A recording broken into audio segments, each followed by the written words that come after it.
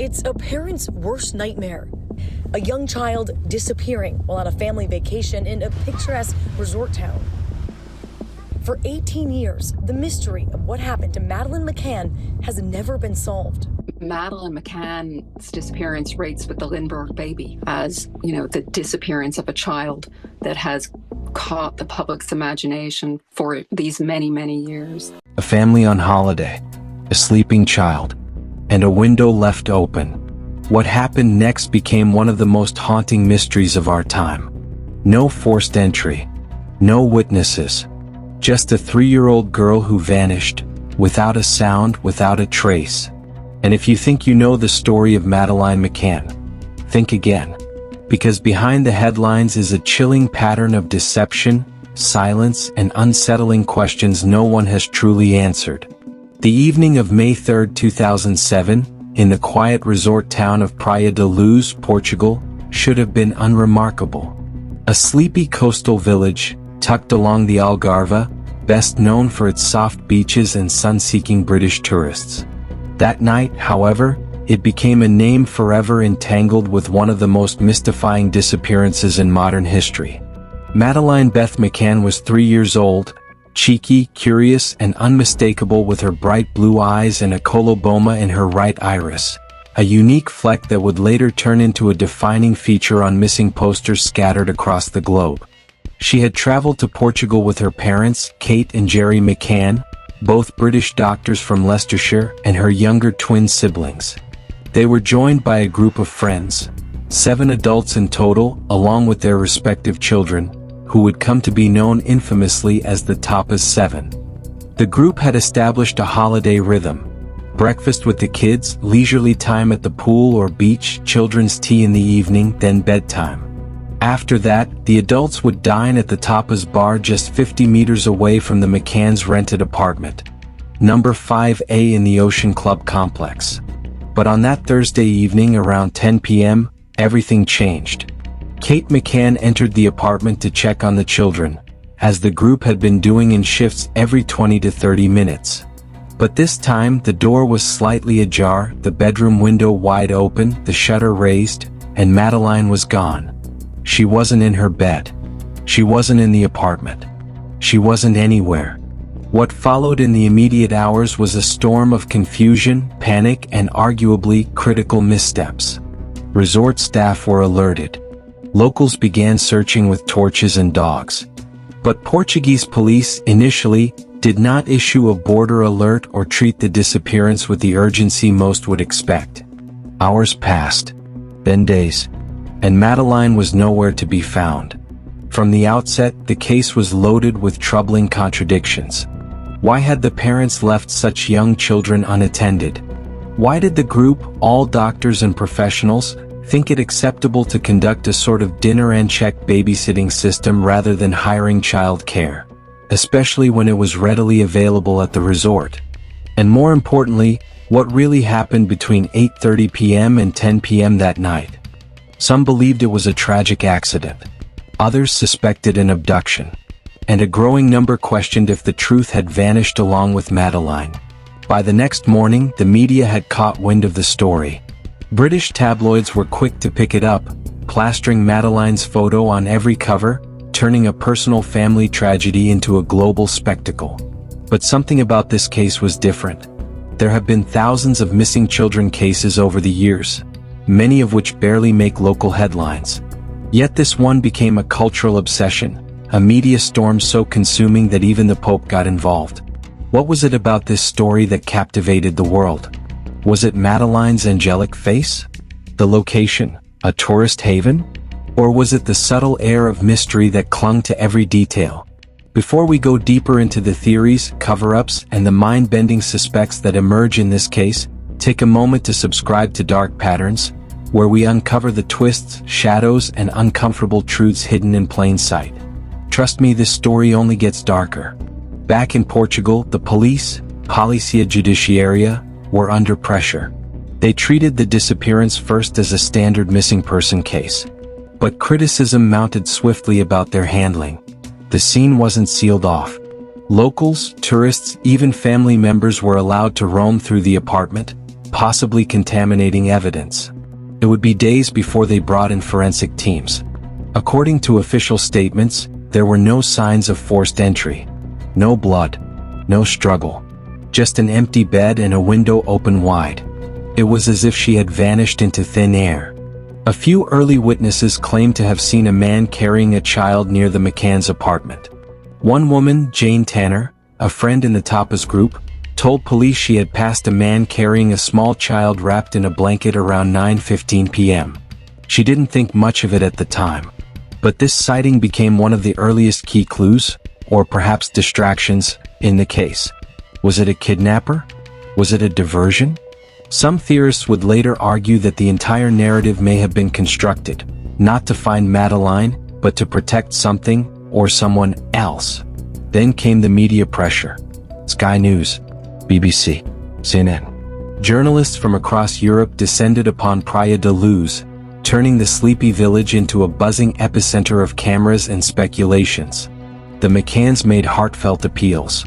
Politicians, celebrities, and even Pope Benedict met with them. Fundraising campaigns were launched. Private investigators were hired. But behind all the noise, the real question remained: where was Madeleine? And why, despite global attention, could no one find her? The world wanted answers. The police were grasping. And the McCanns began to face not just sympathy, but scrutiny. Were they telling the truth? Or hiding something? As the days turned to weeks, then to months, suspicion began to shift in a direction no one expected, towards the parents themselves. This was not just a case of a missing child. This was becoming something far more disturbing.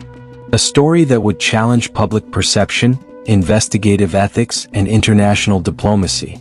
In the next chapter, we will unravel the shocking pivot in the investigation, the moment when the grieving parents turned into suspects, and explore how the Portuguese authorities, frustrated and desperate, tried to force the truth into a narrative that didn't quite fit. But before that, if you're drawn to stories that expose the murky edges of truth and human nature, make sure you subscribe. Hit the bell icon, because what comes next in this case will truly shake your understanding of justice and media. From the very beginning, the world sympathized with Kate and Jerry McCann. They were seen as devastated parents caught in the worst nightmare imaginable, losing their child in a foreign country, in circumstances that defied logic. But as days turned into weeks and weeks into months, something began to shift. Questions became murmurs. Murmurs became headlines. How could two responsible parents leave three children, aged 3 and under, alone in a holiday apartment night after night? Why didn't they use the resort's babysitting service? Why had they seemingly memorized, rehearsed even, their version of events for the press? And perhaps most pressing, why was there still no trace of Madeleine? The Portuguese police, facing mounting criticism, began to look inward. It's a pattern not uncommon in criminal investigations.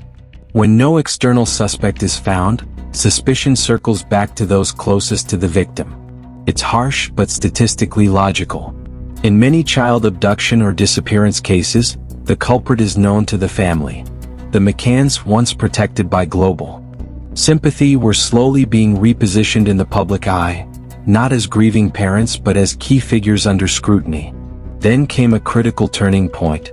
In August 2007, over 3 months after Madeleine vanished, police brought in 2 British sniffer dogs, Eddie and Keela. Trained separately in detecting the scent of cadavers and human blood, these dogs were deployed in apartment 5A, the McCann's holiday flat. What they allegedly uncovered was chilling. Eddie, the cadaver dog, alerted to a spot behind the sofa.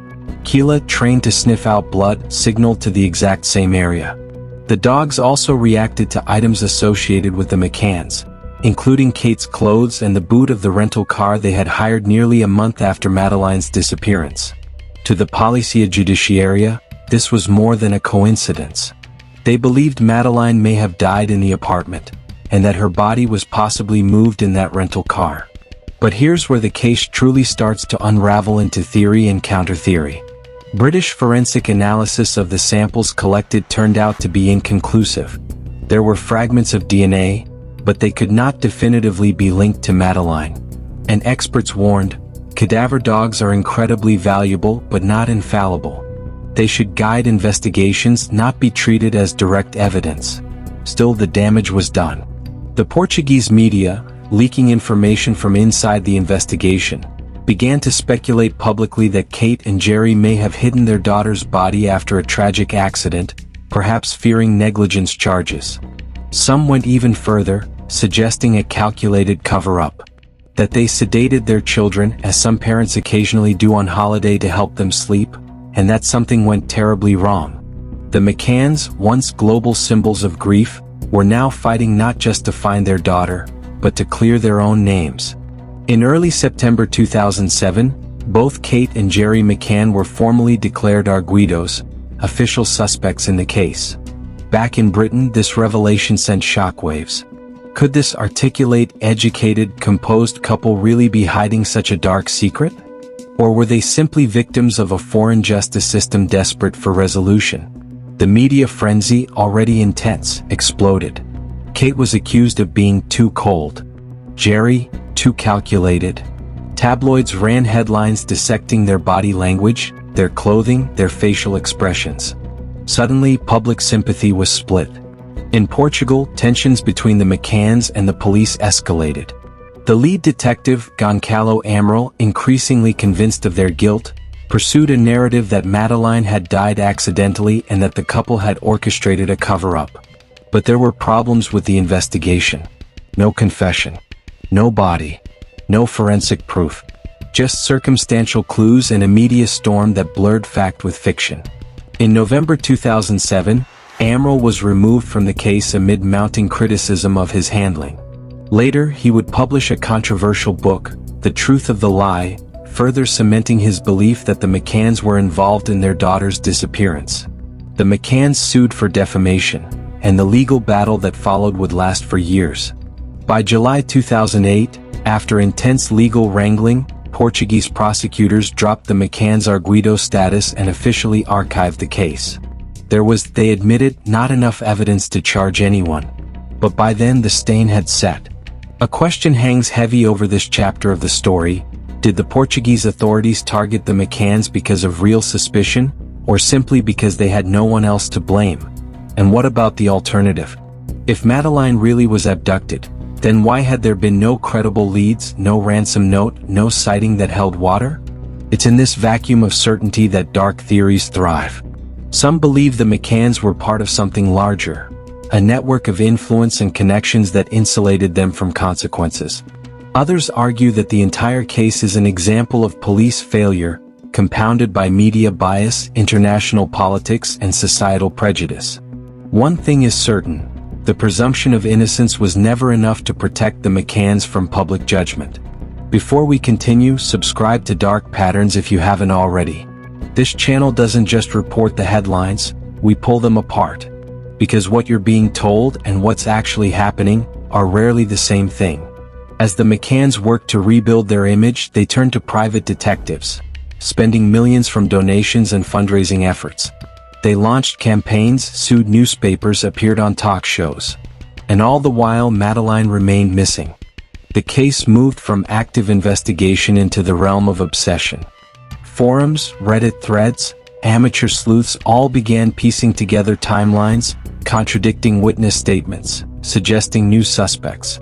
And there's one more element that adds a disturbing layer to all of this: the sheer number of inconsistencies in witness accounts. Conflicting reports about who saw whom, when the shutters were opened, whether doors were locked or not, who was checking the children and how often.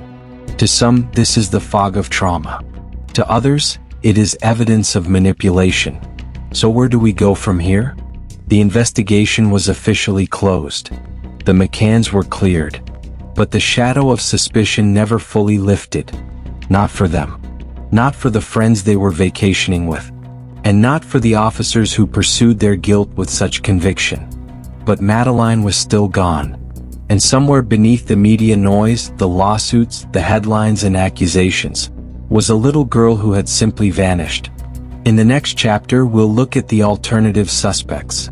Because while all eyes were on the McCanns, another door, quite literally, may have been left wide open. And someone else may have walked through it. As the Portuguese police focused their spotlight on the McCanns, insisting that the answers lay within the apartment. Something, or someone, slipped through the cracks. From the beginning, there were whispers of another man. A stranger. Unfamiliar. Observed in the shadows. The problem was, no one could quite agree on who he was, what he looked like, or whether he existed at all. On the night Madeleine vanished, one of the Tapa's 7, Jane Tanner, told police she had seen a man walking briskly across the street, just outside apartment 5A. The time, approximately 9:15 p.m. He was carrying a child. The child, she said, had bare legs and blonde hair. She assumed it was another tourist putting their child to bed. Only later did she realize the horrifying possibility that she may have seen Madeleine being taken. The man was described as white, medium build, wearing beige trousers and a dark jacket. But there was a problem. Other witnesses, including Jerry McCann himself, were standing just feet away around the same time and saw nothing. No man, no child, no anything out of place. Was Jane mistaken? Or was she the only one paying attention? Her statement, initially treated as crucial, was later called into question. Some suggesting she may have been trying to help, others insinuating she was used to support an early abduction narrative when the investigation began to stall. Then came a second sighting, this one even more bizarre. A man named Martin Smith, an Irish tourist, reported seeing another man carrying a sleeping blonde girl around 10 p.m., not far from the Ocean Club. Unlike Tanner, the Smith family claimed they had a clear view. The girl's limbs hung limply. The man looked uncomfortable, almost like he was carrying dead weight. Martin Smith later told police he believed the man was not a local. But here's the twist. Months after the sighting and following media coverage of the McCanns returning to the UK, Smith claimed that the man he had seen bore a strong resemblance to Jerry McCann. This revelation would ripple across forums and documentaries for years to come. Was it a genuine recognition, or simply a trick of memory shaped by headlines and suggestion? The Portuguese police took the Smith sighting seriously. But by then, the public narrative had already taken root. The McCanns, innocent or guilty, were the center of the story, which leads to a dangerous pattern in cases like this. Once a dominant theory gains traction, other leads are either discarded or forced to fit that same story. And yet, in the background, other details were emerging, ones that suggested something far more sinister may have been unfolding at the Ocean Club. Something long planned. In the weeks leading up to Madeleine's disappearance, multiple holiday makers reported seeing strange men loitering around the resort. Some were knocking on doors, posing as charity collectors. Others were watching the apartments, particularly those on the ground floor. One family even claimed that a man had entered their apartment through a patio door days earlier, only to flee when confronted. Why weren't these reports followed up more aggressively?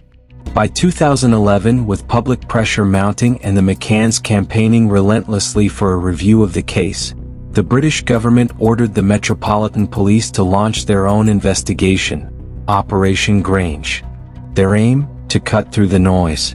To start from scratch. What they found was startling.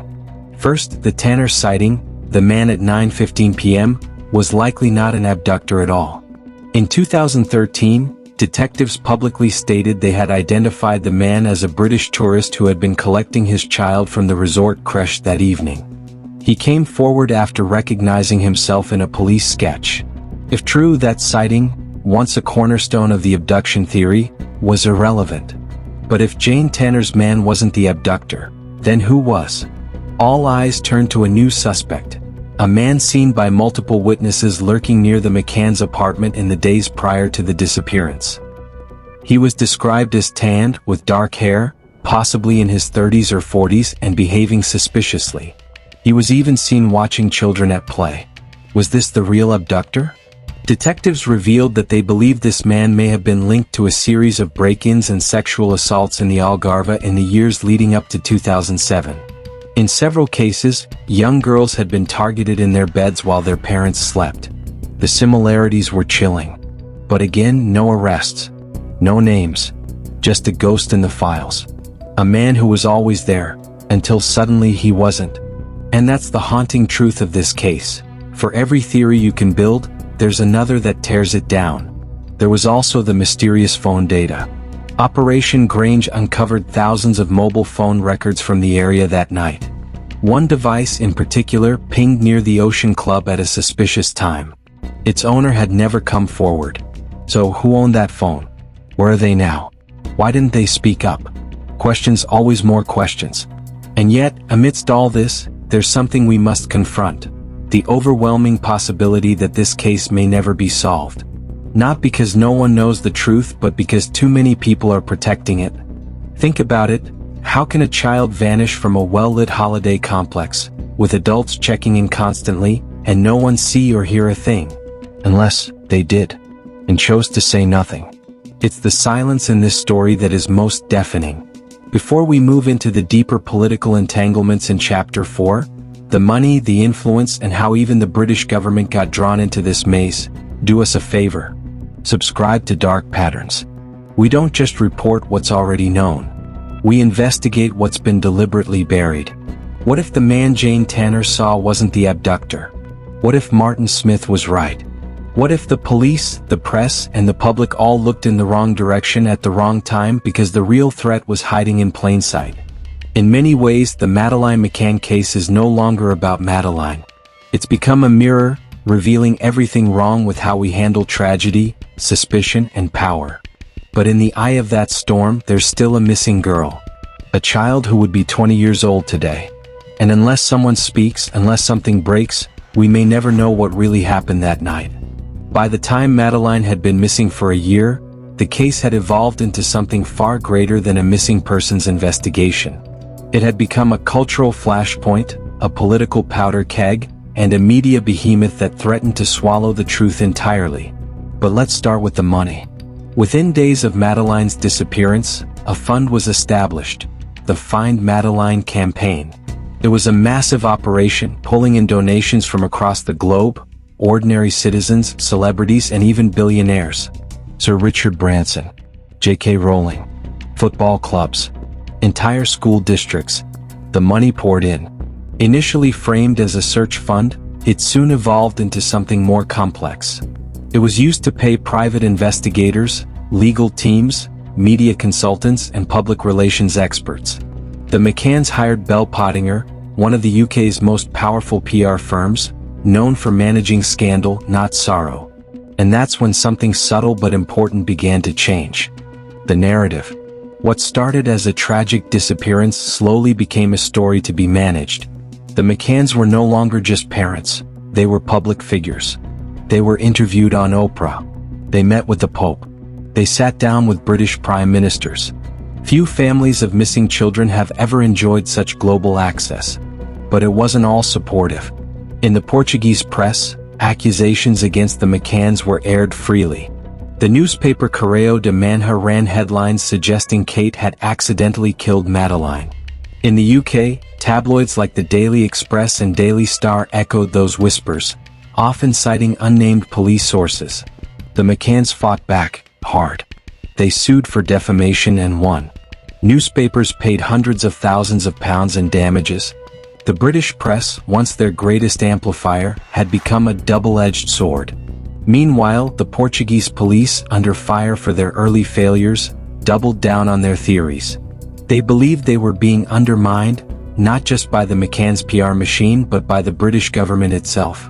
Because behind the scenes, powerful figures were getting involved. In July 2007, just 2 months after the disappearance, then Prime Minister Gordon Brown personally spoke with the Portuguese authorities, asking for cooperation and transparency. British police were deployed to assist. Diplomats were assigned. This wasn't normal. There have been thousands of British children missing abroad. Why this case? That's where some theorists raise difficult questions. Was the McCann family protected? Did their status as doctors, as white middle-class professionals, buy them a level of sympathy and influence that others would never receive? Would a Portuguese family or a working-class British one have been treated the same way? In the United States, people compared it to the missing white woman syndrome. When young, attractive, white individuals vanish, they command more press, more empathy, more outrage. Madeleine's case was a textbook example, but the implications ran deeper. Because power doesn't just protect, it redirects. When Operation Grange was launched in 2011, the British government committed millions of pounds to review the case. Detectives from the Metropolitan Police were flown in. State resources were mobilized. Over a decade later, that investigation still runs, with over £13 million spent and no resolution. Critics ask, how many other missing children received that kind of attention? By 2013, the story took another surreal turn. Scotland Yard released EFIT images of a man seen in the area on the night Madeleine vanished. But it was too little too late. Witness memories had faded. Conflicting sketches muddied the waters. The public was left asking again who was really in control of this case. That same year, German police began monitoring a man named Christian Bruckner, a convicted sex offender with a history of abusing young girls. He had lived in the Algarve around the time of Madeleine's disappearance. In 2020, they made international headlines by naming him as a prime suspect. But no charges were filed. Evidence was circumstantial. Bruckner denies involvement. And yet again we are left with a familiar feeling. Too much noise, too little clarity. The deeper you dig into the Madeleine McCann case, the more it resembles a political labyrinth. People with power pulled strings. People with money shaped the message. And somewhere in between, the truth was lost. Even the media couldn't resist using the case to build careers and ratings.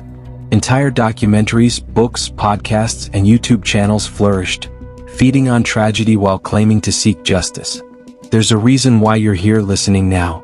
Because this story isn't just about a missing girl. It's about how narratives get controlled. About how power defends itself, even if it means deflecting, delaying, or denying uncomfortable facts. And while the public fought over theories, blaming the parents, accusing the police, chasing shadows, Madeleine remained the one person with no voice in the matter. Her face, frozen in time, became a symbol for everything wrong with the systems we trust. Law enforcement, media, government. The price of truth in this case has been devastating. Not just emotionally, but financially, politically, and morally. At every level, local, national, international, there were opportunities to act, to dig deeper, to question harder, to listen longer. And again, those opportunities were lost. It's almost as if the case wasn't meant to be solved, because solving it would mean pulling back the curtain on a system that protects itself before protecting the vulnerable. Before we enter the final chapter, where we ask the hardest question of all, what if we never find out what really happened? Do one thing. Subscribe to Dark Patterns. Because this platform doesn't shy away from uncomfortable truths. We ask the questions others won't. We follow the trails others abandon. This isn't just a mystery, it's a warning. When money, status, and image take precedence over justice, it's not just Madeleine who disappears. It's all of us. It has been over 18 years since Madeleine McCann vanished from apartment 5A in Praia da Luz. 18 birthdays missed. 18 Christmas mornings. 18 summers that should have been filled with scraped knees, sleepovers, and awkward teenage milestones. And still, no answers. No closure. Just a hole where the truth should be, and a silence that refuses to die. The world in many ways has moved on. New tragedies have filled the headlines. New victims, new suspects, new stories to obsess over. But somewhere, in a quiet corner of the internet or a dusty case file in a police archive, Madeleine's name still lingers. For some, this case has become a symbol of how power manipulates perception. Of how money can blur the lines between justice and public relations. Of how media turns victims into brands and grief into headlines. For others, it's a wound.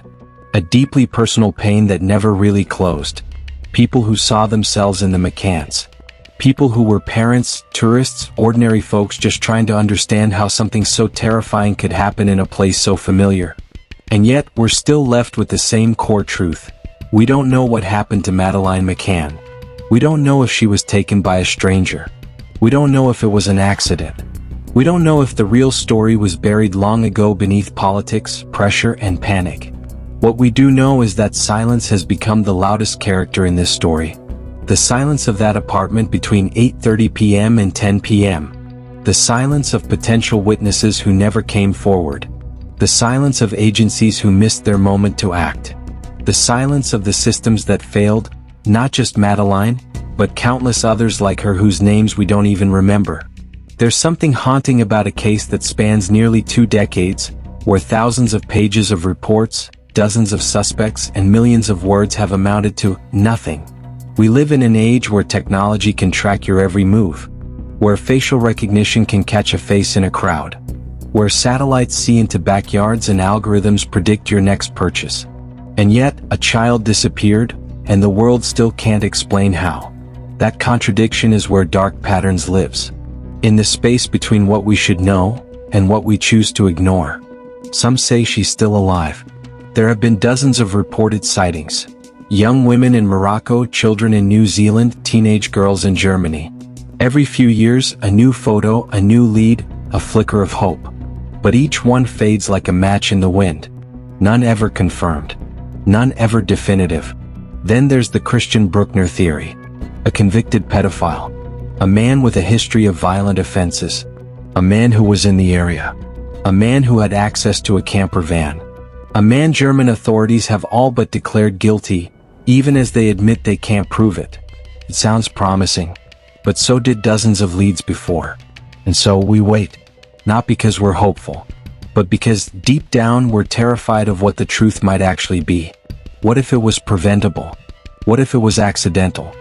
What if it was covered up? What if the very people we trusted to protect her, police, government, press, chose instead to protect themselves? These aren't conspiracy theories. They're human failures repeated in case after case around the world. And they happen quietly without fanfare until someone goes missing. Until someone dies. Until someone speaks. But Madeleine can't speak. And so we are left speaking for her. Arguing. Guessing. Writing. Filming. Digging. And maybe that's the most tragic twist of all. The world knows her face, but not her fate. The image of a little girl in a pink sun hat, her eyes bright, her smile open, has become an icon. She is frozen in time. Forever free. Forever missing. But she's also more than that. She is a reminder of how quickly innocence can vanish, of how systems fail, of how people lie, of how the loudest voices aren't always the right ones, and of how silence, strategic, chilling silence, can stretch across years and still hold power. In a perfect world, this is the moment where we tell you that the case has been solved, that the final piece fell into place, that someone finally told the truth. But this isn't that world. This is the world of dark patterns. A world where answers are twisted, motives are masked, and light rarely reaches the deepest corners. So maybe, just maybe, the real question isn't, what happened to Madeleine McCann? Maybe it's, who benefits from us never knowing? Think about that. Because when justice is delayed this long, maybe it was never meant to arrive. And if you're still watching, if this story has unsettled you the way it unsettled us, then don't stay silent. Share this video. Comment below. Tell us what you believe happened that night. And subscribe to Dark Patterns because we will never stop pulling apart the threads others want to keep tangled. This wasn't just a disappearance. It was an erasure. And the silence it left behind still screams.